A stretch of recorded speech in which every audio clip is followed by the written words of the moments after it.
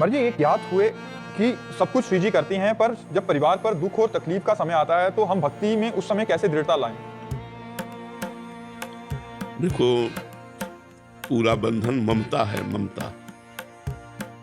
इसलिए भगवान ने कहा, जननी जनक बंधु सुत दारा तन धन धाम सुहृद परिवारा, सबकी ममता ताग बटोरी, मम पद मन ही बांध बर डोरी।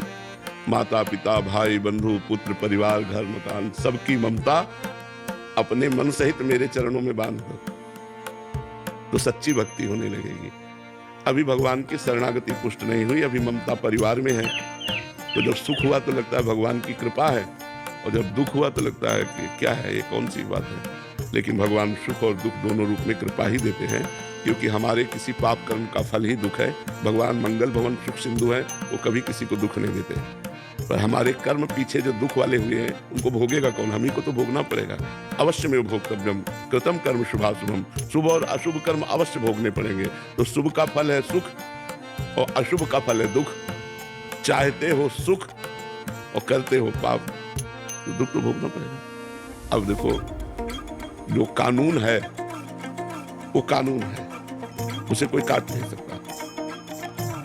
कानून के अंतर्गत ही सारी क्रियाएं होंगी, कानून के बाहर नहीं होगी। तो हमको अगर कोई भी दुख मिल रहा है तो भागवतिक कानून के अनुसार हम अपराधी थे, इसलिए हमें दुख मिल रहा है। कोई भी सुख मिल रहा है भागवतिक कानून के अनुसार हमारा प्लस पॉइंट है, इसलिए हमें सुख मिल रहा है। भगवान न किसी को सुख देते हैं न दुख देते हैं। भगवान कृपा करते हैं, मंगल भवन है, वो सदैव महासुख देते हैं। तो अभी हमने भगवान की कोई भक्ति थोड़ी की है, छोटी मोटी पूजा भक्ति करते हैं, और अनुकूलता आती तो कृपा मनाते हैं, और प्रतिकूलता आती तो दुख मनाते हैं। नहीं, अनुकूलता प्रतिकूलता हमारे कर्मों का फल है। भगवान तो कृपाशील है। जैसे कोई भी पिता अपने बेटे को दुख नहीं देना चाहता। मानो पिता डीएम हो और लड़का क्रिमिनल कार्य कर दे, क्राइम कर दे, अपराध कर दे, और वो पुष्ट हो गया है, अब क्या डीएम उसे बचा लेगा? वो भी कानून का अधिकारी है। लेकिन जब अपराधी सिद्ध हो गया तो फिर नहीं बचा सकता। ऐसे ही भगवान हमें बहुत प्यार करते हैं, तो अगर अपराध करोगे तो भोगना पड़ेगा। फिर मतलब ऐसे हमारा परम पिता परमात्मा बड़ा दयालु है, लेकिन जब हम ऐसे कर्म कर देते हैं तो फिर उसी के कानून में हमें दंड मिलने लगता है।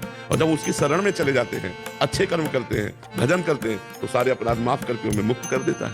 तो वैसे तो वो कृपालु है, पर हमारे कर्म ही हमको दुख देते हैं। भगवान ने ये अच्छे से समझ लो, इसलिए खूब नाम जप करो और अच्छे कर्म करो, परोपकार करो।